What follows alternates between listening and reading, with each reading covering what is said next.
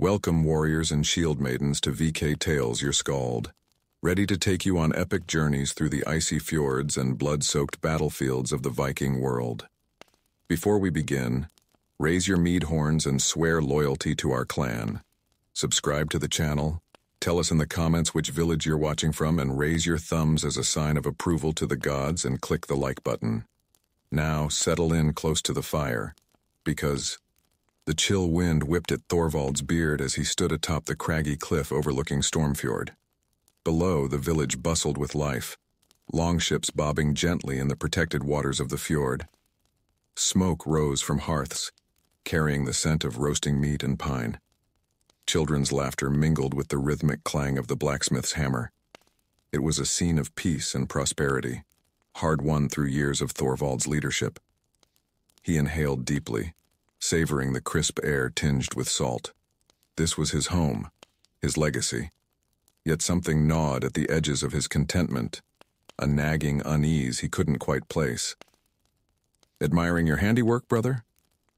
The voice startled Thorvald from his reverie. He turned to see Sigurd approaching, his younger brother's face split by an easy grin. As always, Sigurd moved with a cat-like grace that belied his warrior's build. "Sigurd?" Thorvald nodded, forcing a smile. "Come to join me in my brooding?"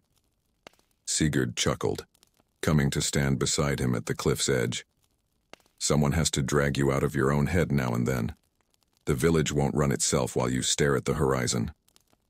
Thorvald grunted in response, his eyes drawn back to the scene below. Sometimes a leader needs to step back to see the whole picture. "And what picture do you see, O wise one?" Sigurd's tone was light, teasing, but something in it made Thorvald's skin prickle. "I see peace," Thorvald said slowly. "Prosperity, but also vulnerability." Sigurd finished, his voice dropping low. Thorvald turned, studying his brother's face. Sigurd's eyes were fixed on the village, a strange intensity in his gaze. "What do you mean?" Thorvald asked, careful to keep his tone neutral. Sigurd shrugged, his easy smile returning. "Just thinking out loud. We've grown rich under your leadership, brother. Rich and perhaps complacent? There are hungry eyes beyond our borders." "Our defenses are strong," Thorvald countered, but the seed of doubt had been planted. "Our warriors. Loyal." Of course," Sigurd said, clapping Thorvald on the shoulder. "I meant no offense. Come, let's not darken the day with such talk. I hear Astrid has prepared a feast to celebrate the successful raid. We shouldn't keep her waiting." As they made their way down the winding path to the village, Thorvald couldn't shake the feeling that something had shifted between them, subtle as a change in the wind before a storm. The great hall was alive with warmth and laughter as they entered. Fires roared in massive hearths, casting flickering shadows on walls adorned with shields and tapestries. The air was thick with the smell of roasted boar and freshly baked bread. Warriors and villagers alike raised their horns in greeting as Thorvald and Sigurd made their way to the high table. Astrid, Thorvald's wife, rose to greet them. Her smile was radiant, but Thorvald noticed the slight furrow of her brow as her eyes darted between the brothers. "My love," she said, embracing Thorvald. "I was beginning to wonder if you'd forgotten your own feast." "Forgive me," Thorvald replied, planting a kiss on her forehead. "I was lost in thought."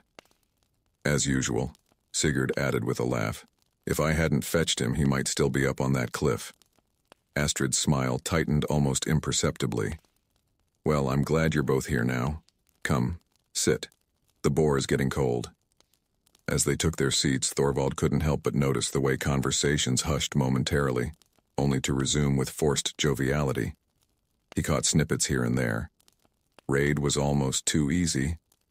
Heard whispers of discontent.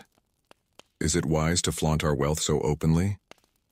Thorvald pushed the words aside, focusing instead on the feast before him. He raised his horn high. "To Stormfjord," he bellowed. "May our village always know such plenty."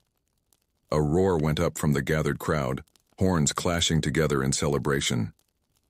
For a moment, the unease that had plagued Thorvald all day seemed to lift. As the night wore on, The mead flowed freely. Stories of past glories mingled with bawdy songs and raucous laughter.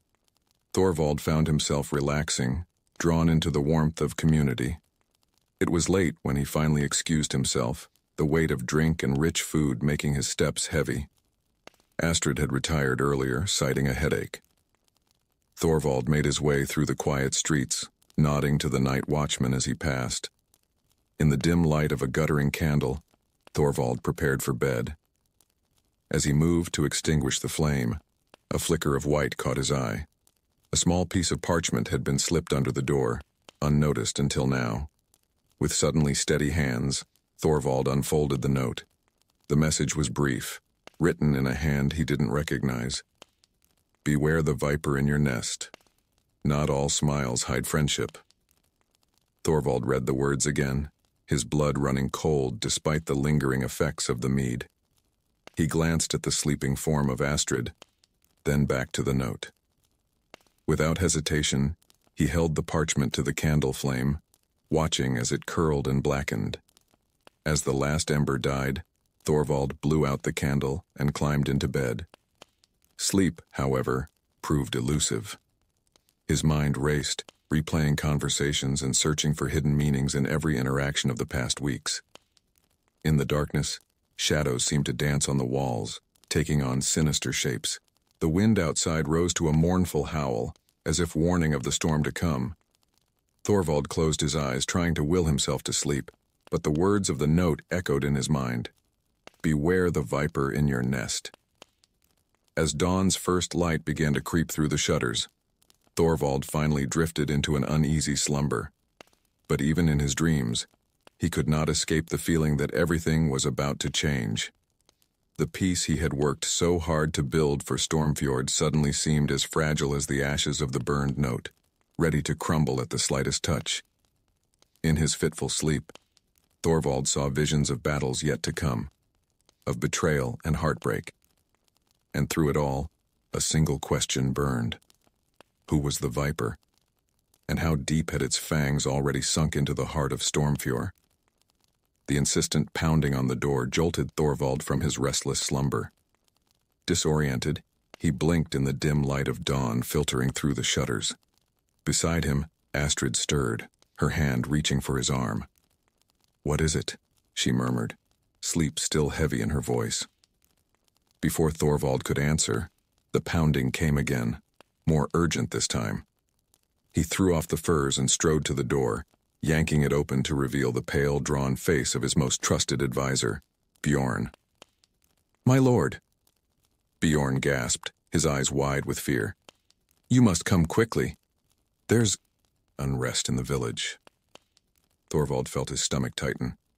Unrest? What kind of unrest? Bjorn glanced nervously over his shoulder before leaning in close.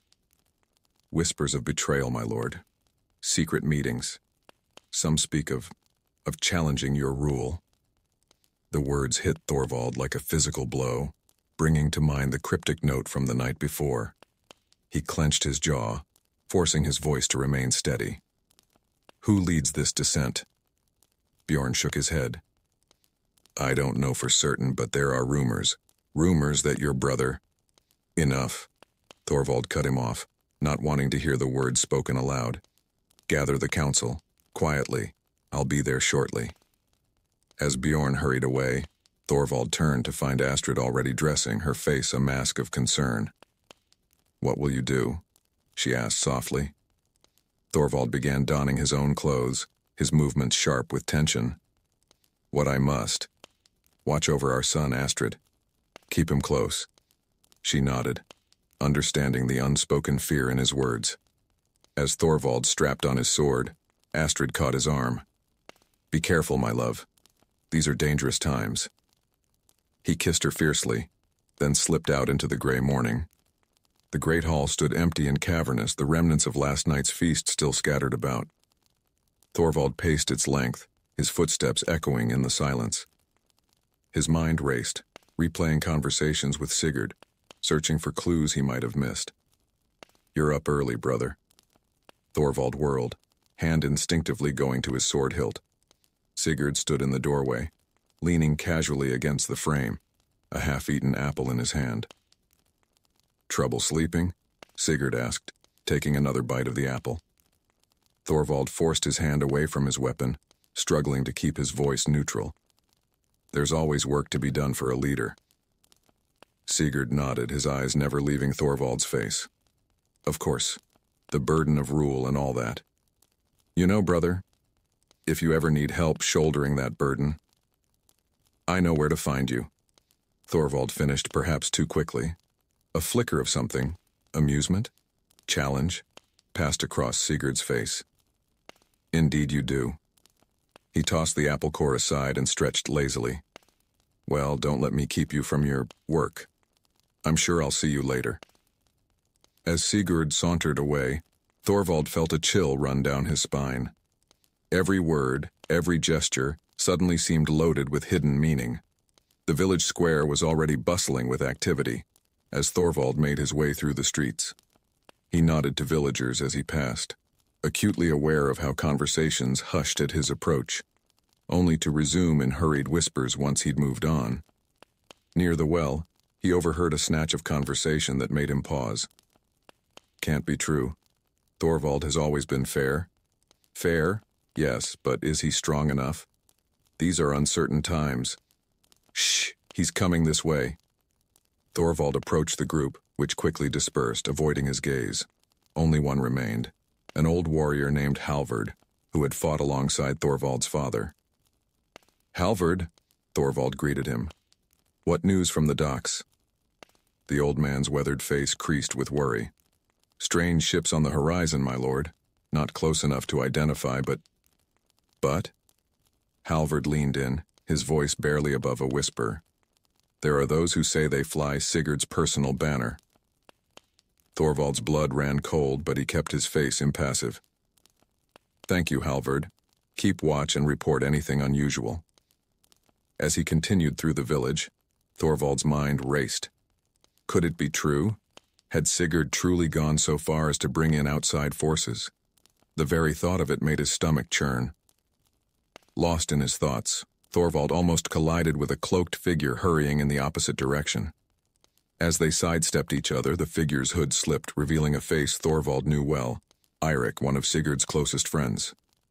"My lord," Eirik exclaimed, hastily pulling his hood back up. "I didn't see you there." "Clearly," Thorvald replied, eyeing the man suspiciously. "Where are you off to in such a hurry, Eirik?"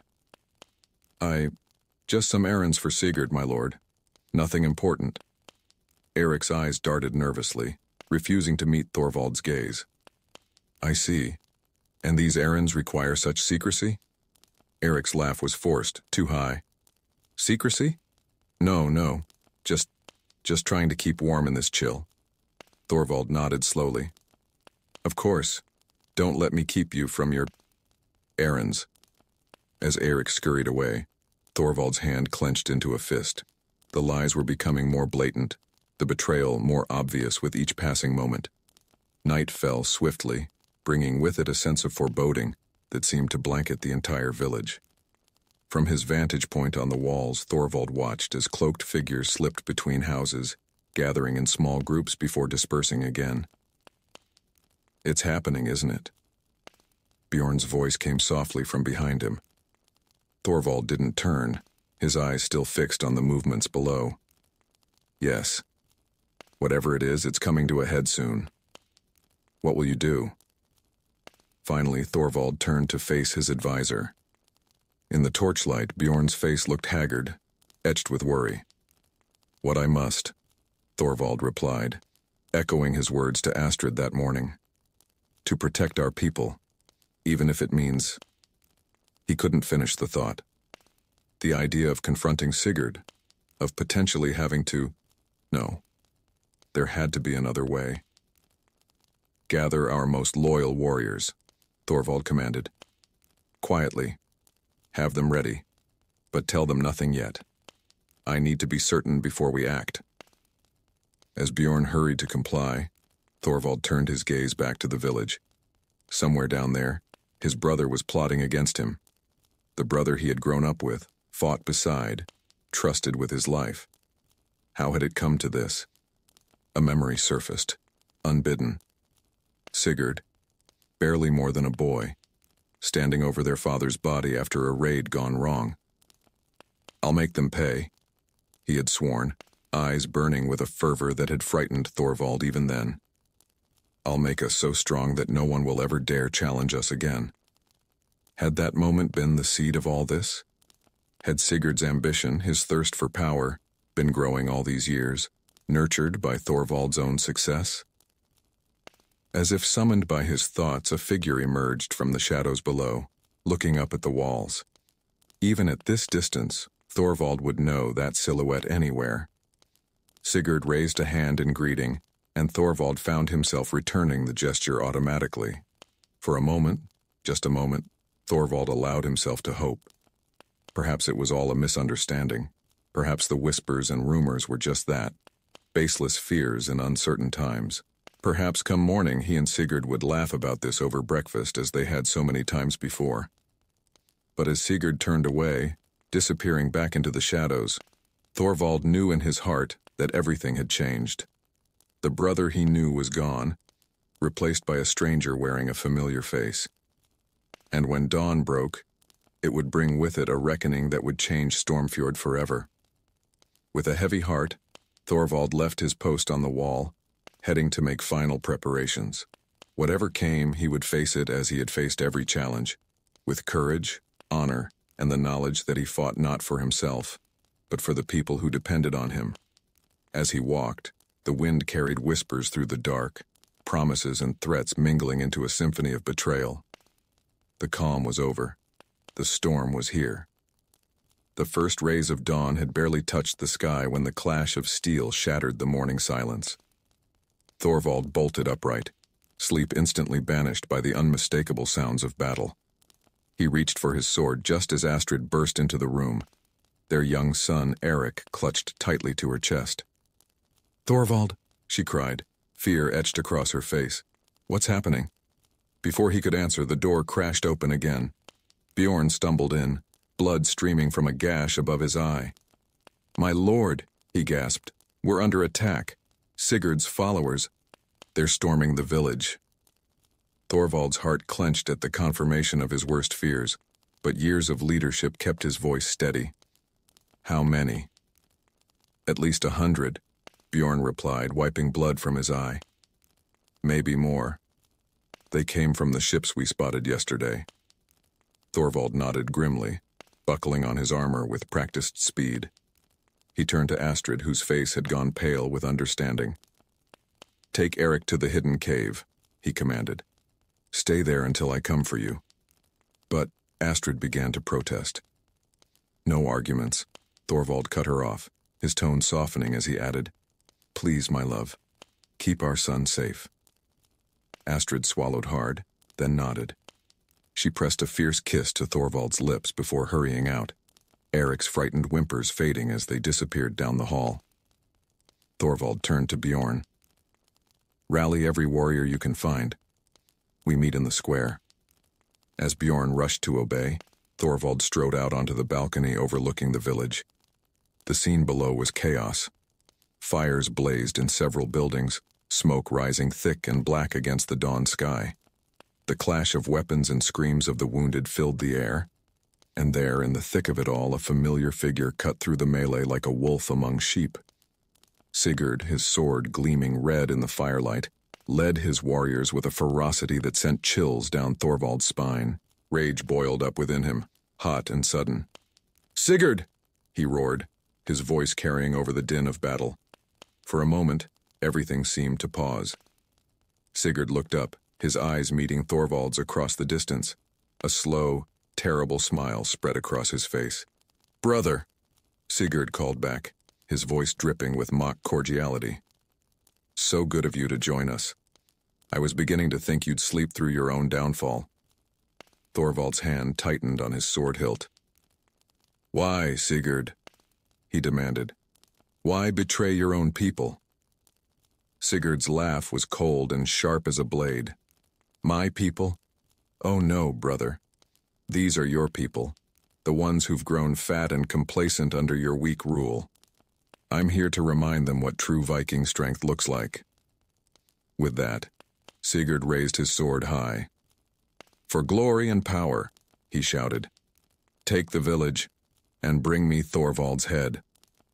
A roar went up from Sigurd's followers as they surged forward with renewed vigor. Thorvald's loyalists, caught off guard and outnumbered, began to falter. Thorvald's battle cry tore from his throat as he vaulted over the balcony, landing heavily in the square below. "To me!" he bellowed. "Defenders of Stormfjord, to me!" His voice seemed to galvanize the village. Warriors who had been falling back now rallied, pushing against the tide of invaders. Thorvald waded into the fray, his sword a blur of lethal motion. With each stroke, an enemy fell, but for every one that dropped, 2 more seemed to take their place. As he fought, Thorvald's eyes scanned the battlefield, searching for Sigurd. But his treacherous brother seemed to have disappeared in the chaos. "My lord!" a voice called out. Thorvald turned to see Halvard, the old warrior, fighting his way towards him. "We're overwhelmed. We need to fall back to the Great Hall." Thorvald nodded grimly. "Sound the retreat," he ordered. "Get as many people inside as you can. We'll make our stand there." As Halvard's horn blew the signal, Thorvald found himself face to face with a hulking warrior, his axe raised high. Time seemed to slow as Thorvald prepared to meet the blow. Suddenly an arrow whistled past his ear, burying itself in the warrior's throat. Thorvald whirled to see a familiar figure knocking another arrow to his bow. "Eric?" Thorvald gasped, stunned to see his brother's friend fighting on his side. Eric's face was grim as he loosed another arrow into the enemy ranks. "I made a mistake," he shouted over the din. "I thought Sigurd's way was right, but this isn't strength, this is madness." Before Thorvald could respond, a cry went up from the defenders. "The Great Hall! They've breached the defenses!" Cursing, Thorvald gestured for Eirik to follow him. They fought their way through the square, each step a battle against the surging tide of invaders. As they neared the Great Hall, Thorvald's heart sank. The massive doors hung from their hinges, and the sounds of fighting echoed from within. "We have to get inside," Thorvald growled, dispatching another attacker with a vicious swipe of his sword. Eirik nodded, his face set with determination. "I'll clear a path." True to his word, Eric's arrows flew with deadly accuracy, cutting down enemies left and right as they made their desperate push towards the hall. Just as they reached the threshold, a familiar voice rang out, stopping Thorvald cold. "Well, well," Sigurd drawled, stepping out from the shadows of the doorway. "The prodigal brother arrives at last." Thorvald raised his sword, his eyes never leaving Sigurd's face. "It's not too late," he said, his voice low and urgent. "Call off your warriors. We can end this now, before more blood is shed." Sigurd's laugh was bitter and cold. "End it? Oh no, brother. This is just the beginning." He raised his own blade, its edge glinting in the firelight. "I've waited years for this moment, the chance to prove once and for all which of us is truly fit to lead." "This isn't about leadership," Thorvald roared, his composure finally cracking. "Look around you. Our people are dying. Is your ambition worth all this?" For a moment something flickered in Sigurd's eyes, doubt perhaps, or a glimmer of the brother Thorvald once knew. But it was gone in an instant, replaced by a cold, hard resolve. "Our people," Sigurd spat, "need a leader who isn't afraid to do what must be done, who won't shy away from the old ways, the true ways." He raised his sword in salute. "Shall we settle this as our ancestors did? Brother against brother, steel against steel?" Thorvald's response was cut short by a cry from inside the hall. "My lord, we can't hold them much longer." Torn between his duty to his people and the confrontation he dreaded, Thorvald hesitated. Sigurd seized the moment, lunging forward with lightning speed. Thorvald barely managed to parry the blow, the force of it sending shockwaves up his arm. He countered with a swift strike of his own, which Sigurd dodged with almost inhuman grace. As the brothers traded blows, the battle raged around them. Eirik fought desperately to keep Sigurd's followers at bay, but he was quickly being overwhelmed. "You've grown soft, brother," Sigurd taunted as they circled each other. "Too many years of peace have dulled your edge." Thorvald didn't rise to the bait. He could see the wild light in Sigurd's eyes, the barely contained frenzy in his movements. This was not the calculated coup he had feared, but something far more dangerous. A descent into madness. Their blades met again and again, the clash of steel punctuated by grunts of exertion and the cries of the wounded. Thorvald found himself being driven back, Sigurd's fury lending him strength that seemed almost supernatural. Just when it seemed Thorvald would be overwhelmed, a voice rang out from above. "Father!" Both brothers looked up to see young Eric standing on the balcony, his small face pale with fear but set with determination. The moment's distraction was all Thorvald needed. With a roar of effort, he surged forward, knocking Sigurd's blade aside and delivering a punishing blow to his brother's midsection. Sigurd stumbled back, gasping for breath.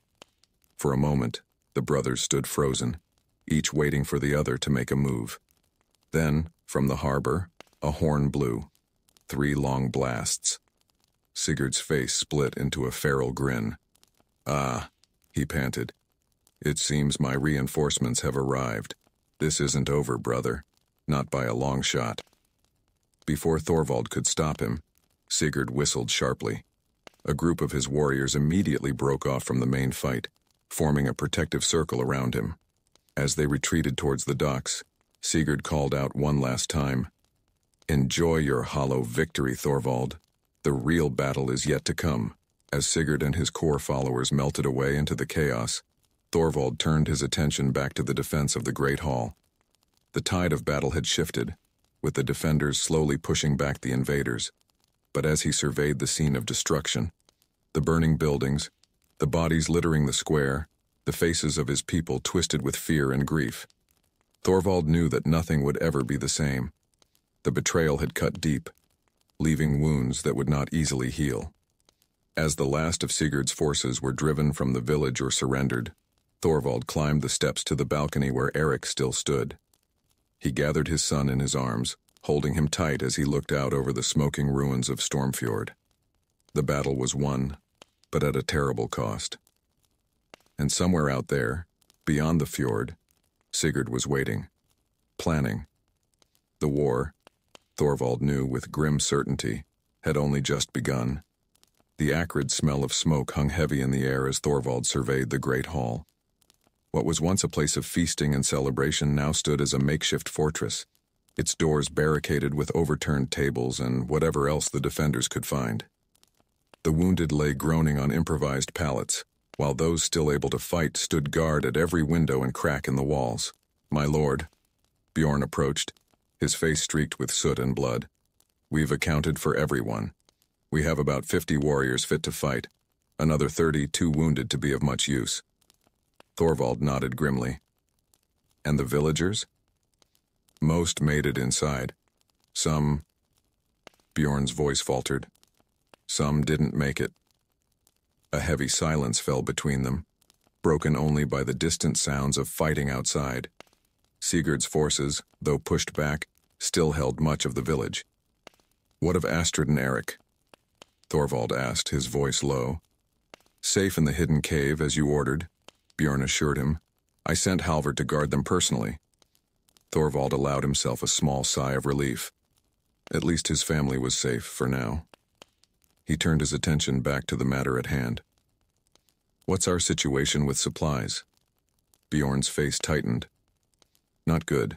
We have enough food for maybe 3 days if we ration carefully. Water's not a problem thanks to the well in the back, but weapons and medicine..." He shook his head. "We're running low." Before Thorvald could respond, a commotion near one of the windows caught his attention. He rushed over, pushing through the crowd of warriors to see what was happening.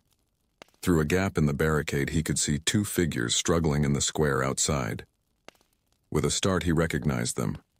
A husband and wife, Leif and Ingrid, who had lived in Stormfjord all their lives. But now Leif wore the colors of Sigurd's forces, while Ingrid clutched a bloodied axe, her face a mask of anguish. "Leif, please." Ingrid's voice carried clearly to those watching. "This isn't you. Come back to us, to your family. Leif's response was lost in the din of battle, but his actions spoke volumes. He raised his sword, advancing on Ingrid with grim determination. Without thinking, Thorvald grabbed a bow from a nearby warrior and knocked an arrow. In one fluid motion, he drew and fired through the gap. The arrow found its mark, piercing Leif's shoulder. The man went down with a cry of pain, and Ingrid, after a moment's hesitation, turned and ran towards the great hall. As his men pulled her to safety through a small side entrance, Thorvald leaned heavily against the wall, the weight of what he'd just done settling over him. He'd known Leif since they were boys, had shared mead with him, fought alongside him. And now, "You did what you had to, my lord," Bjorn said softly, placing a hand on Thorvald's shoulder. "This is what Sigurd has brought us to. Brother against brother, husband against wife." Thorvald nodded, straightening up. He couldn't afford to show weakness, not now. "Gather the war council," he ordered. "We need to plan our next move." As Bjorn hurried off, Thorvald made his way through the hall, stopping to offer words of encouragement to the wounded and weary. He could see the fear in their eyes, the unspoken question, how had it come to this? In a small side chamber, converted now into a war room, Thorvald found his most trusted advisors waiting. Maps of Stormfjord and the surrounding areas were spread out on a makeshift table. "Report," Thorvald commanded as he entered. Eirik, still uncomfortable in his newfound role as ally, spoke first. "Sigurd's forces control most of the village and the harbor.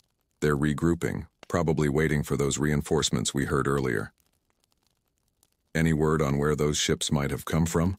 Thorvald asked. An older warrior gunner shook his head. "Nothing certain, but there are rumors. Some say Sigurd has made alliances with clans to the south. Clans that have no love for your rule, my lord." Murmurs of discontent rippled through the room at this news. Thorvald raised a hand for silence. "Speculation helps no one. We deal with the enemy at our gates first. Now, what are our options?" For a long moment, no one spoke. Then, hesitantly, a young shield maiden named Freya stepped forward. "There might be a way out, my lord." All eyes turned to her as she continued, her voice gaining strength. "When I was a child, I used to play in the caves beneath the village. There's a network of tunnels, some of which lead out beyond the walls.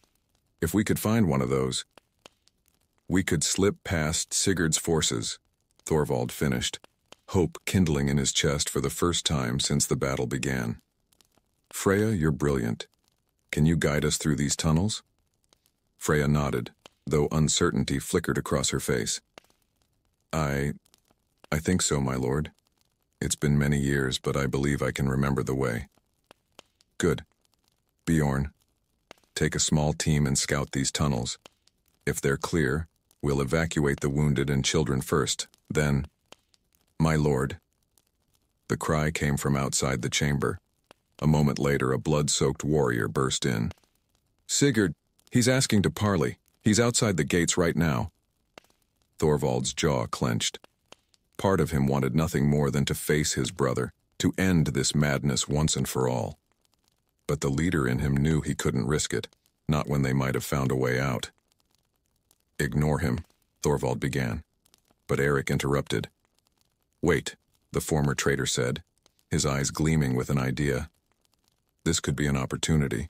If we can keep Sigurd distracted, it might give us the time we need to explore the tunnels and evacuate." Thorvald considered for a moment, then nodded. "All right, I'll go out and face him. The rest of you prepare for evacuation. If this tunnel plan doesn't work, we'll need another option, and fast." As the others hurried to their tasks, Bjorn caught Thorvald's arm. "My lord, are you sure about this? Facing Sigurd alone?" Thorvald managed a grim smile. "Who said anything about alone?" He turned to Eirik. "You're coming with me. After all, who better to face a traitor than a former one?" Eirik paled but nodded his agreement. Together, Thorvald and Eirik made their way to the main gates of the great hall. Warriors parted before them, some offering words of encouragement, others simply watching in tense silence. At Thorvald's nod, the barricade was slowly pulled aside. Blinking in the harsh sunlight, Thorvald stepped out onto the blood-stained steps of the hall. There, in the square below, stood Sigurd.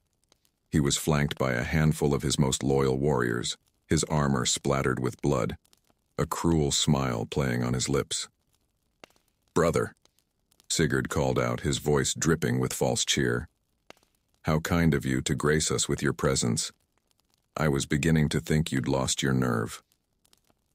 Thorvald's hand tightened on his sword hilt, but he kept his voice steady as he replied, "Speak your peace, Sigurd. Why have you called this parley?" Sigurd spread his arms wide, as if confused by the question.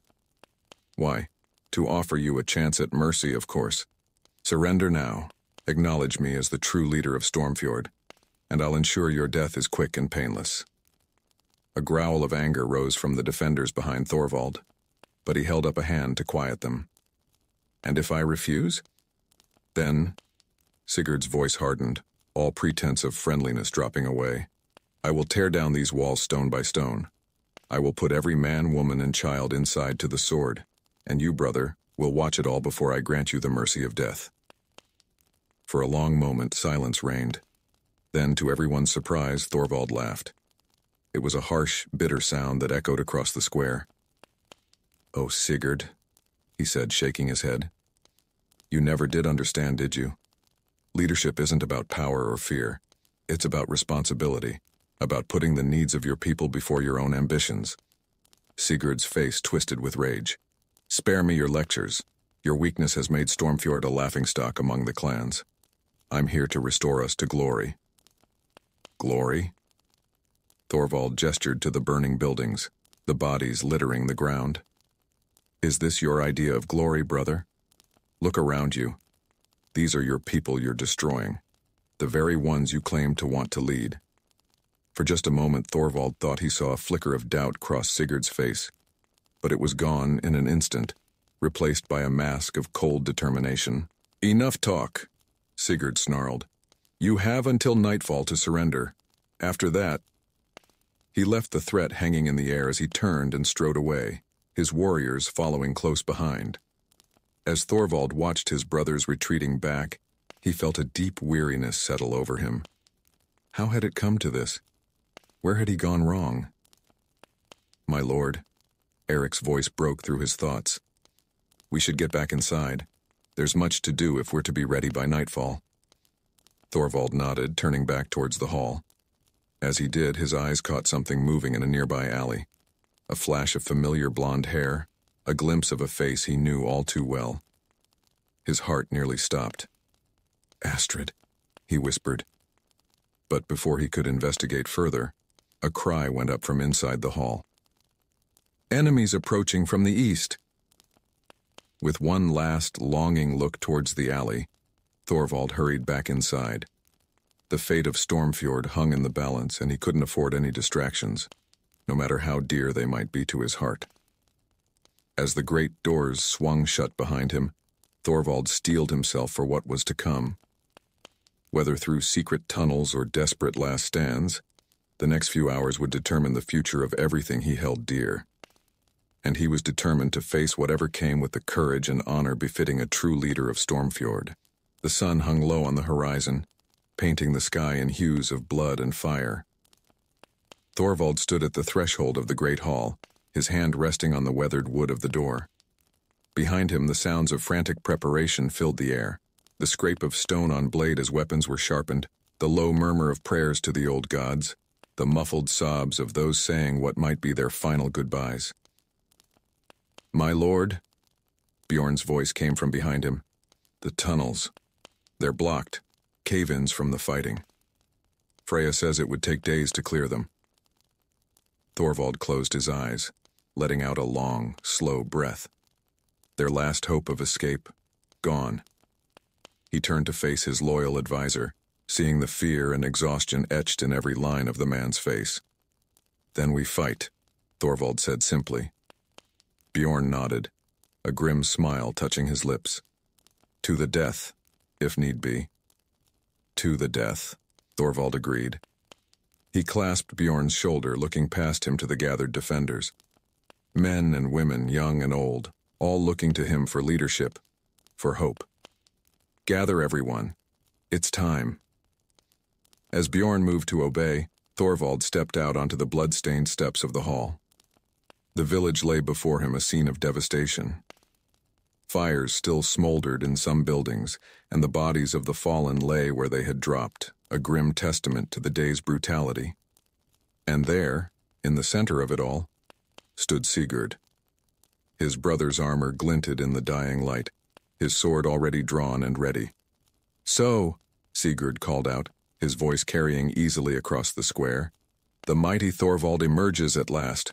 Come to surrender?" Thorvald didn't answer immediately. Instead, he began to walk down the steps, his eyes never leaving his brother's face. Each step felt heavy, laden with the weight of all that had led to this moment. As he reached the bottom, Thorvald finally spoke. "No surrender, Sigurd. No more games. No more innocent blood spilled for your ambition." Sigurd's eyebrows raised in mock surprise. "Oh? And how do you propose to stop me, brother? Your forces are depleted, your defenses crumbling. Face it, Thorvald, you've lost." "Have I?" Thorvald's voice was calm, almost contemplative. "Tell me, Sigurd, what have you won? A ruined village? The hatred and fear of your own people? Is this truly the glory you sought?"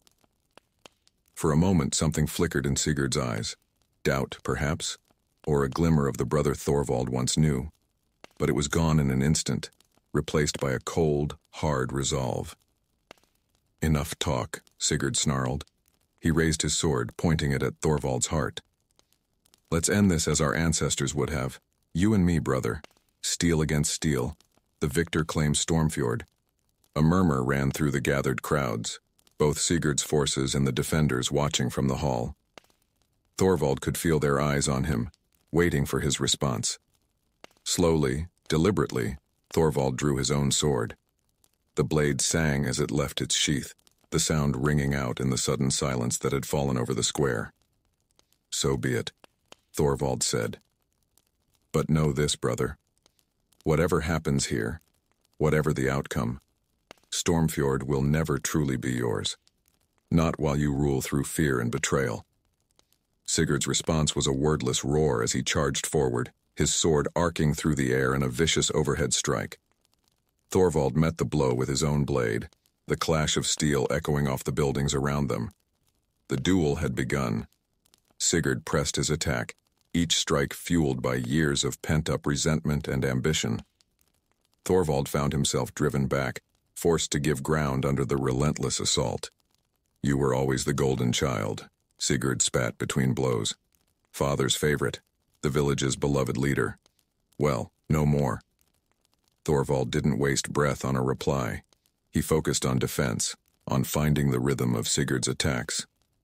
There was a wildness to his brother's fighting now, a frenzy that hadn't been there in their younger days. As they fought, memories flashed through Thorvald's mind, sparring with Sigurd as boys, laughing as they tripped over wooden swords, fighting side by side in their first real battle, watching each other's backs. When had it all gone so wrong? A lucky strike from Sigurd slipped past Thorvald's guard, opening a gash along his arm. Pain flared, hot and sharp, but Thorvald pushed it aside. He couldn't afford distractions, not now. "First blood to me, brother," Sigurd taunted, a feral grin splitting his face. "Soon, it will be last blood as well." The fight ranged across the square, neither brother willing to give quarter.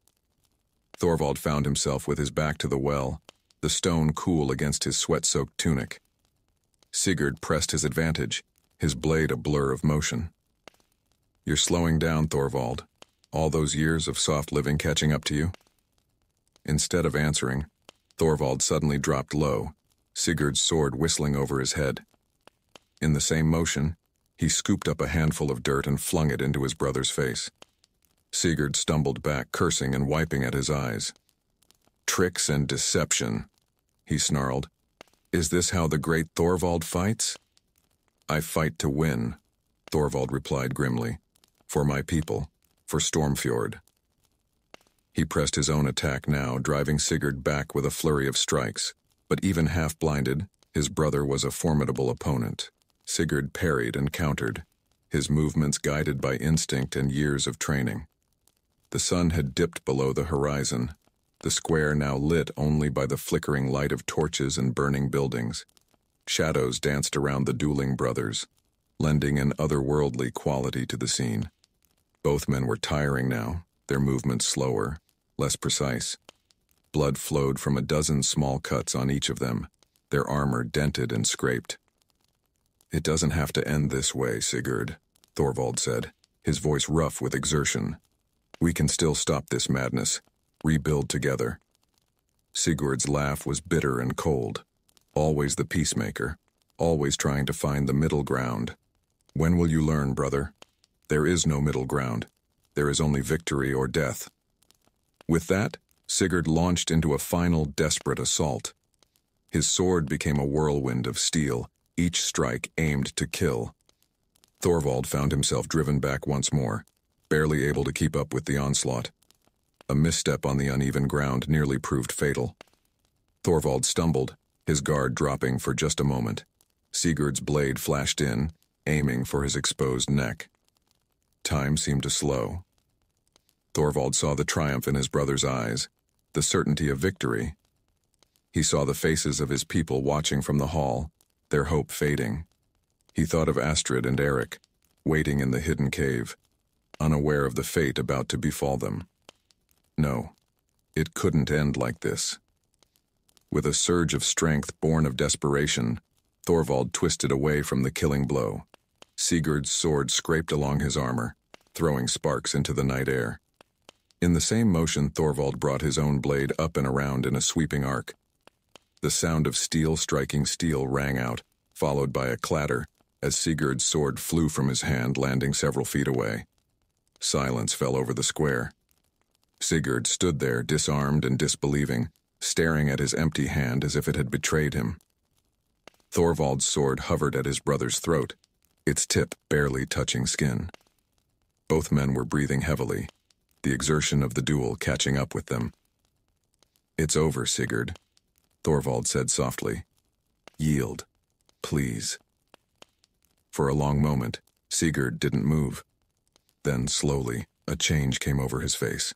The mask of hatred and ambition fell away, replaced by something softer, more vulnerable. For the first time in years, Thorvald saw a glimpse of the brother he once knew. I can't," Sigurd whispered, his voice breaking. "I've come too far, done too much." Thorvald felt his resolve waver. Maybe, just maybe, there was still hope for reconciliation. He began to lower his sword. "It's not too late, brother. We can—" The words died in his throat as he saw Sigurd's hand move. Too late, he realized his mistake. The glint of steel flashed in the torchlight as Sigurd revealed a hidden dagger, lunging forward with deadly intent. Instinct took over. Thorvald's sword came up, driven by years of training and the primal will to survive. He felt the blade connect, felt the resistance as it cut through armor and flesh. Sigurd's eyes widened in shock and pain. The dagger fell from his nerveless fingers as he staggered back, Thorvald's sword still buried in his chest. "Brother," Sigurd gasped, blood bubbling at his lips. I'm sorry." And then he was falling, his body going limp as it hit the ground. Thorvald stood there frozen as the life faded from his brother's eyes. The square erupted into chaos. Sigurd's followers, seeing their leader fall, began to throw down their weapons in surrender. Thorvald's people poured out of the hall, cheering their victory.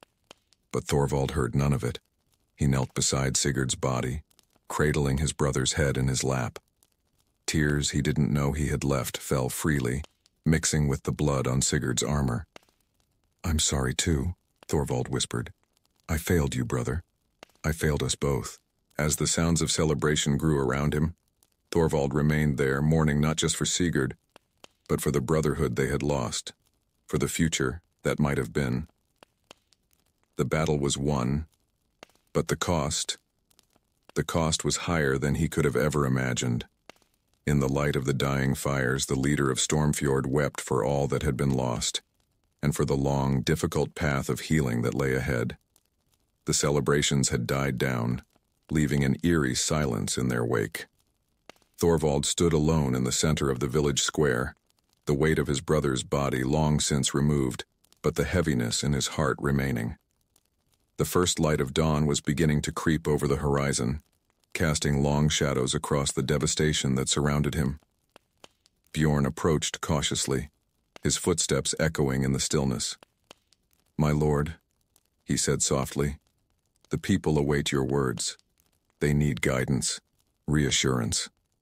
Thorvald nodded slowly, his eyes still fixed on the spot where Sigurd had fallen. "And what words would you have me give them, old friend? What reassurance can I offer when I myself feel so lost?" Bjorn placed a hand on Thorvald's shoulder, his touch conveying a lifetime of loyalty and understanding. "The truth, my lord. They deserve nothing less." With a heavy sigh, Thorvald turned to face the crowd that had gathered. Men, women, and children, some still bearing the wounds of battle, others the haunted looks of those who had lost loved ones. All of them looking to him for answers, for hope. He cleared his throat, his voice rough with emotion, as he began to speak. "People of Stormfjord, we have won a great victory this day." A cheer began to rise from the crowd, but Thorvald held up his hand, silencing it. "But at what cost? Look around you. Our homes lie in ruins, our fields are stained with the blood of our kin. Brother has fought against brother, friend against friend." Murmurs rippled through the gathering, faces falling as the reality of their situation sank in. "I stand before you not as a conquering hero, but as a man who has failed you. Failed to see the discontent brewing within our own walls. Failed to prevent this tragedy before it began." Eirik, still bearing the marks of his recent change of allegiance, stepped forward. "My lord, you can't blame yourself for Sigurd's actions. He made his own choices." Thorvald's gaze locked onto Eirik, his eyes sharp. "Did he? Or did we all play a part in pushing him to this? How many of you," he addressed the crowd, "harbored doubts? How many whispered of change behind closed doors?" An uncomfortable silence fell over the square. Thorvald could see the guilt and uncertainty on many faces. "We are all responsible for what has happened here," he continued. "And we must all bear the burden of rebuilding, not just our homes and our defenses, but the trust that has been shattered between us." As he spoke, Thorvald noticed movement at the edge of the crowd.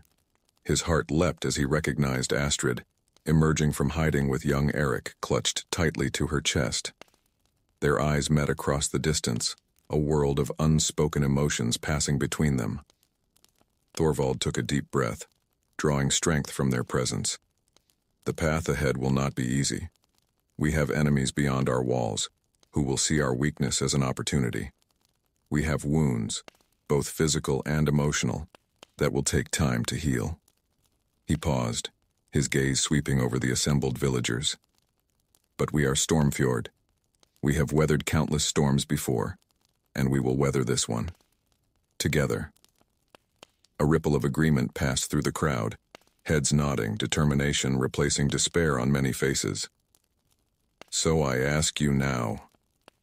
Thorvald's voice rose, carrying to every corner of the square. "Will you stand with me?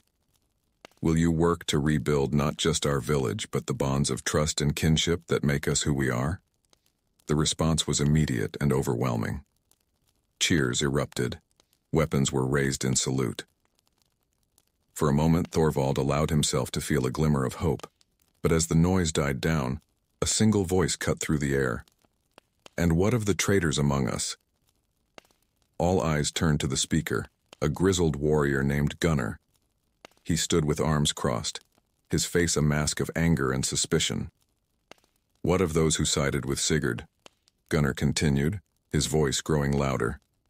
"Are we to simply forgive and forget? To welcome the vipers back into our midst?" Murmurs of agreement rippled through some sections of the crowd. Thorvald could see the unity he had just fostered beginning to fracture. Gunnar speaks true, another voice called out. How can we trust those who betrayed us once not to do so again? Thorvald raised his hands, calling for calm. These are valid concerns, he acknowledged. Trust, once broken, is not easily mended, but I ask you this. If we cast out everyone who wavered, who doubted, who made a mistake in the heat of the moment, how many of us would be left? He gestured to Eric, who stood uncomfortably under the sudden scrutiny. This man fought against us, yes. But when he saw the error of his ways, he risked everything to stand with us in our darkest hour. Does that count for nothing? Eric stepped forward, his voice shaking slightly. I know I don't deserve your forgiveness. What I did was unforgivable. But I swear by all the gods I will spend every day of the rest of my life trying to make amends. A tense silence fell over the square as the villagers digested this.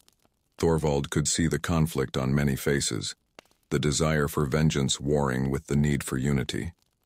Finally, it was Astrid who broke the impasse. She handed Eric to a nearby woman and strode into the center of the square, her head held high. My husband speaks wisdom, she declared, her voice ringing out clear and strong. I too have felt the sting of betrayal. I too have lost loved ones to this madness. But I say this. If we let bitterness and suspicion rule us now, then Sigurd has truly won, regardless of who sits in the great hall. She turned, addressing the crowd directly. We must be better than that. We must be stronger. For our children, for our future, we must find a way to forgive.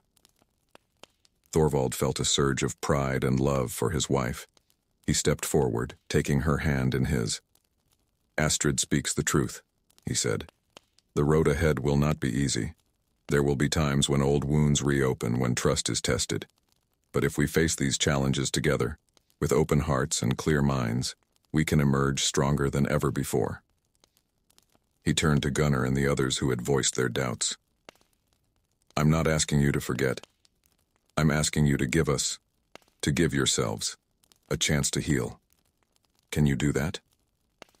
For a long moment, no one spoke. Then, slowly, Gunnar nodded. For Stormfjord, he said gruffly. I'll try. Others began to voice their agreement, the tension in the air gradually dissipating. Thorvald felt a weight lift from his shoulders, even as he recognized the enormous task that lay ahead. Then let us begin, he declared. There is much work to be done. Homes to rebuild, defenses to repair, wounds to tend. But first, he turned, looking towards the body of his brother, still lying where he had fallen. First, we must honor our dead, all of them.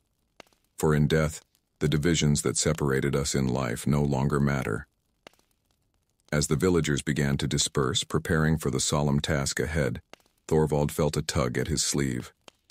He looked down to see Eric, his young face streaked with tears and soot. Father, the boy said, his voice small but determined. Is it really over? Are we safe now? Thorvald knelt down, bringing himself to eye level with his son. He thought of the challenges that lay ahead, rebuilding their defenses, restoring trust among the villagers, preparing for the inevitable repercussions from other clans who would see Stormfjord as weakened. But looking into Eric's eyes, seeing the hope and trust there, Thorvald knew what he had to say. Yes, my son, he replied, pulling Eric into a tight embrace. We are safe, and together, we will make sure Stormfjord remains safe for generations to come. As he held his son, Thorvald's gaze met Astrid's over Eric's shoulder. In her eyes he saw understanding, love, and a strength that matched his own. Whatever challenges lay ahead, they would face them together. The sun had fully risen now, its light touching every corner of the village. As Thorvald stood, still holding Eric's hand, he looked out over Stormfjord. The scars of battle were evident everywhere, but so too were the signs of resilience. Villagers already beginning the work of clearing debris, tending to the wounded, comforting those who had lost loved ones. In that moment, Thorvald knew that while the victory might feel hollow now, it was not the end. It was a beginning. A chance to rebuild not just their village but their community. stronger and more united than ever before. With renewed determination, Thorvald stepped forward to join his people in the long, difficult but ultimately hopeful work of healing and reconstruction. The battle was over, but the true test of Stormfjord's strength was just beginning. The sun had barely risen over the fjord when the horn blasts shattered the fragile peace of Stormfjord. Thorvald, who had been overseeing repairs to the eastern wall, felt his blood run cold at the urgent signal. 3 long, mournful notes, the warning of approaching danger. He sprinted towards the watchtower, his heart pounding in his chest. As he climbed the wooden steps 2 at a time, he could hear the panicked voices of the sentries above. "How many?" he called out, emerging onto the platform. The young scout, Leif, turned to him with wide eyes. "Hundreds, my lord. A great host, approaching from the south." Thorvald moved to the parapet, squinting against the glare of the rising sun. In the distance he could see them, a dark mass on the horizon, banners fluttering in the wind. His stomach dropped as he recognized the insignia. "Sigurd's allies," he muttered. "They've come to claim what he promised them." Bjorn appeared at his side, slightly out of breath from the climb. "What are your orders, my lord?" For a moment, Thorvald said nothing, his mind racing through their options. Their walls were still damaged from Sigurd's assault, their warriors depleted and exhausted. To face this new threat head-on would be suicide. "Sound the alarm," he said finally. "Get everyone inside the walls and summon the council. We need to prepare."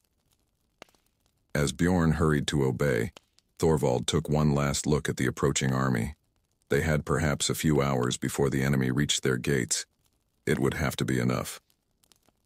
The great hall was a cacophony of raised voices and frantic movement when Thorvald arrived.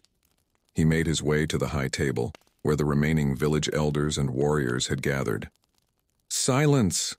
he called out, his voice cutting through the din. The room fell quiet, all eyes turning to him. "We face a grave threat," he began, his voice steady, despite the fear churning in his gut. "But we are Stormfjord. We have weathered countless storms before, and we will weather this one." A grizzled warrior named Gunnar stepped forward. "With all due respect, my lord, how? Our defenses are in shambles, our warriors exhausted. We barely survived Sigurd's attack. How can we hope to repel an entire army?" Murmurs of agreement rippled through the crowd. Thorvald held up a hand for silence. "We fight smart," he said. "We use every advantage we have. Our knowledge of the terrain, our fortifications, damaged as they are. And most importantly, we fight together." He turned to Astrid, who stood nearby with young Eric clutched to her side. "Astrid, I need you to organize the non-combatants. Get them to the caves in the northern hills. Take enough supplies for several days." Astrid nodded, her face pale but determined. "And what of you?" she asked softly. Thorvald managed a grim smile. "I'll be where I'm needed most." As Astrid hurried away with Eric, Thorvald turned back to the assembled warriors. "Gunnar, take a group to reinforce the southern wall. Bjorn, I want archers on every tower and rooftop. Leif, gather our fastest riders. We may need to attempt a breakout if things go poorly." The men nodded, moving quickly to carry out their orders. As the hall emptied, Thorvald found himself alone with Eirik, the former traitor who had fought alongside him in the final battle against Sigurd. "What would you have me do?" Eirik asked, his voice hesitant. Thorvald studied him for a moment. "You know Sigurd's allies better than anyone here. What can we expect from them?" Eric's face darkened. "They're ruthless, my lord, led by a man named Hakon the Red. He cares nothing for honor or mercy, only power and wealth. He'll stop at nothing to take Stormfjord." "And what of their tactics?" Thorvald pressed. "They favor overwhelming force," Eirik replied. "But they're not above trickery. We should watch for feints, false retreats, anything to draw us out of our defenses." Thorvald nodded, clapping Eirik on the shoulder. "Good. I want you with me on the walls. Your knowledge may make the difference between victory and defeat." As they made their way out of the hall, Thorvald could see the first signs of the approaching army. Dust clouds on the horizon, growing larger by the minute. He took a deep breath, steeling himself for what was to come.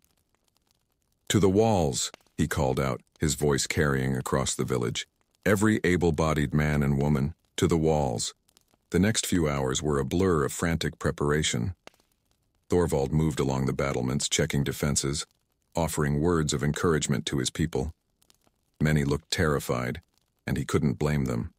They had already endured so much, and now this. As the sun reached its zenith, the enemy army came into clear view. Thorvald's heart sank at the sight. Thousands of warriors, their armor glinting in the sunlight. Siege engines being pushed forward, their massive frames promising destruction. Beside him, Eric let out a low whistle. "There are more of them than I expected," he said quietly. Thorvald nodded grimly. "We're outnumbered at least 5-1, maybe more." A tense silence fell over the defenders as the enemy drew closer. Thorvald could feel the fear radiating from his people, could see it in their white-knuckled grips on weapons and in their wide, darting eyes. When the army halted just beyond bowshot, a single rider broke from their ranks, approaching the gates. Thorvald recognized the blood-red cloak and the distinctive horned helmet. Hakon the Red. "Thorvald of Stormfjord," the warlord's voice boomed out. "I've come to claim what was promised to me by your brother Sigurd." Thorvald stepped forward, his voice clear and strong as he replied. "Sigurd had no right to promise you anything, Hakon. Stormfjord is not his to give, nor is it yours to take." Hakon's laughter was cruel and mocking. Bold words from a man cowering behind crumbling walls. "Sigurd assured me your defenses would be weak, your warriors depleted. It seems he spoke true." "Then why waste time talking?" Thorvald shot back. "If we're so weak, come and take what you want, if you can."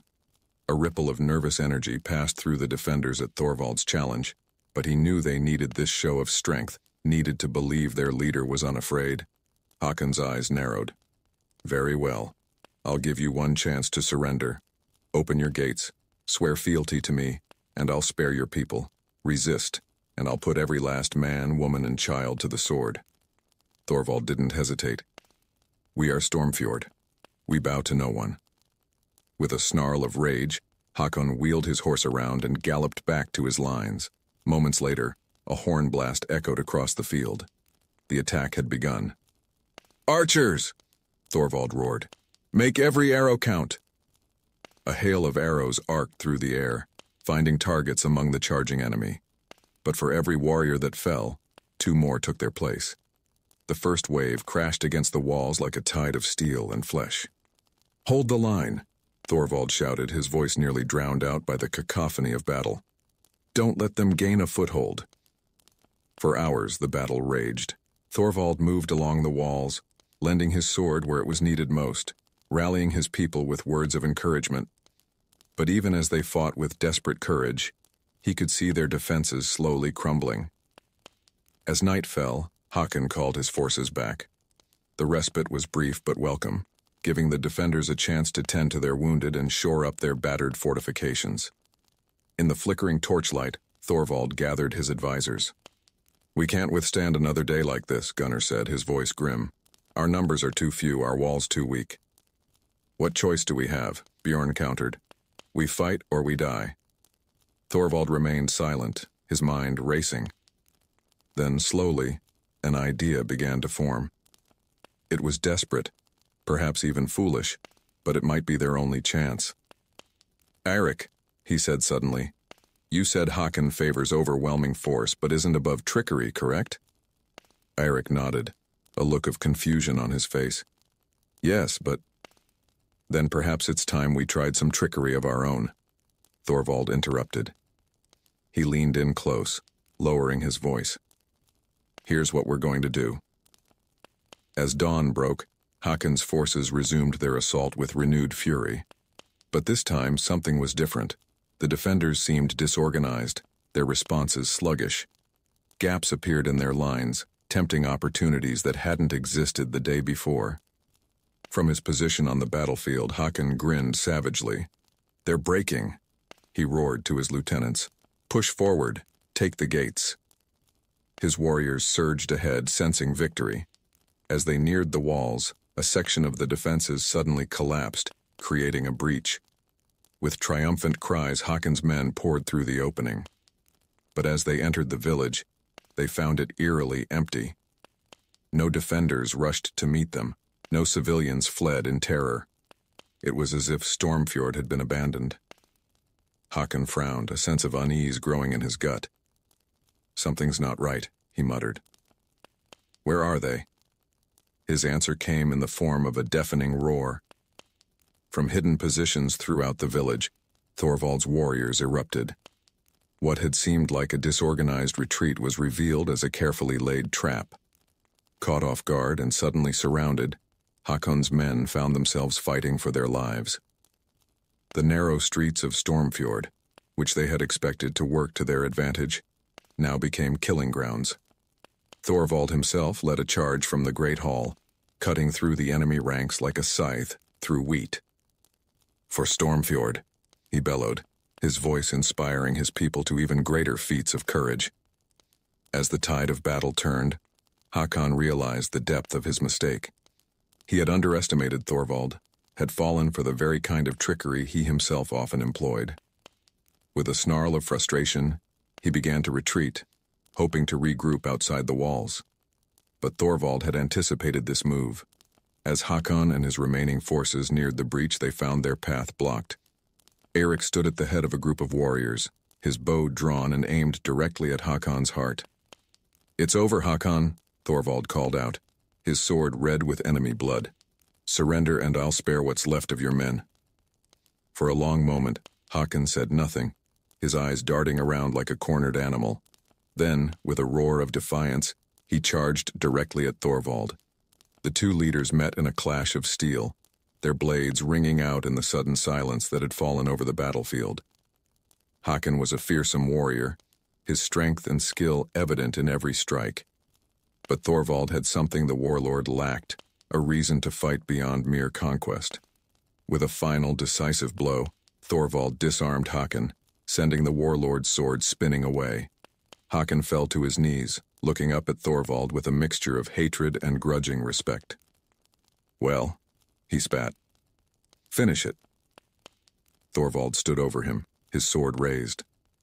For a moment he was tempted to end it, to rid the world of this threat once and for all. But then he remembered the words he had spoken after Sigurd's defeat, about the need for mercy and unity. Slowly, he lowered his weapon. "No," he said quietly. "There has been enough death today." A murmur of surprise ran through both the defenders and the remaining enemy warriors. Thorvald raised his voice, addressing them all. "Let this be an end to it," he declared. "Those who wish to leave in peace may do so. Those who wish to stay and help rebuild what they have destroyed will be welcome, so long as they swear loyalty to Stormfjord." As the sun set on the battered but unbroken village, Thorvald stood on the walls, watching as the remnants of Haakon's army trudged away. Beside him, Astrid slipped her hand into his. "It's really over," she said softly. "We've won." Thorvald nodded, though his expression remained somber. "We've survived," he corrected gently. "The real victory will come in how we rebuild, how we heal the wounds, both physical and emotional, that this conflict has left behind." As if to emphasize his point, a commotion arose from the village below. Two men, one a defender of Stormfjord, the other a former enemy who had chosen to stay, were arguing heatedly, their hands on their weapons. Thorvald sighed. "The hardest battles," he mused, "are often the ones fought after the war is won." With a squeeze of Astrid's hand, he made his way down to the street, ready to face this new challenge. The enemy at the gates had been defeated, but the true test of Stormfjord's strength and Thorvald's leadership was just beginning. The first rays of dawn barely penetrated the thick fog that had settled over Stormfjord. I stood atop the watchtower, my eyes straining to pierce the murky veil that shrouded our lands. The eerie silence was broken only by the occasional cough or whisper from the defenders lining our walls. Suddenly, a horn blast cut through the air, followed by the thunderous sound of marching feet. My heart raced as I gripped the hilt of my sword. "They come," I muttered, more to myself than to anyone else. Beside me, my most trusted advisor, Bjorn, nodded grimly. "So it begins, my lord. May the gods be with us." I turned to face the village below, raising my voice to address the anxious faces looking up at me. "People of Stormfjord, the enemy is at our gates. They think us weak, divided by Sigurd's treachery. But we are stronger than ever. We fight not just for our lives, but for our homes, our families, and our future. Stand firm, and we shall prevail." A roar of approval rose from the crowd, but I could see the fear in their eyes. Many of these people had never seen battle before. Farmers, fishermen, and craftsmen now stood shoulder to shoulder with hardened warriors, clutching weapons with white-knuckled grips. As the fog began to lift, the first wave of attackers came into view. Their numbers were even greater than I had feared, a sea of steel and flesh surging towards our walls. "Archers ready!" I shouted. Along the battlements, bowstrings were drawn taut. The enemy advanced, their war cries growing louder with each step. I waited, timing our response carefully. "Hold! Hold! Now! Let fly!" A hail of arrows arced through the air, finding their marks among the densely packed attackers. Men fell, but others quickly took their place, rushing forward with ladders and grappling hooks. "Repel them!" I ordered, drawing my sword and racing down the steps to join the fray. The clash of steel on steel filled the air as the first invaders reached the top of the wall. I cut down a burly warrior as he crested the parapet, sending him tumbling back into his comrades below. For hours we fought tirelessly, beating back wave after wave of attackers. But for every enemy we felled, it seemed 2 more took his place. Our defenders were tiring, and I knew we couldn't hold out like this forever. As the sun began to set, I called for a brief respite, gathering my captains in the great hall. Faces streaked with blood and grime looked to me for guidance. "We've held them off for now," I began, "but they'll be back in greater numbers tomorrow. We need a plan to break their siege before we're overwhelmed." Astrid, our master of scouts, spoke up. "My lord, I've observed their camp. Their supplies are centralized, guarded but not impenetrable. If we could strike there—" I nodded, an idea forming. "A night raid. Bold, but it could work. We'll need a small team, our best warriors."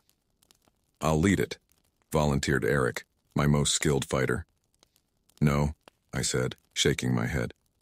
"I'll go myself. The risk is too great to ask of anyone else."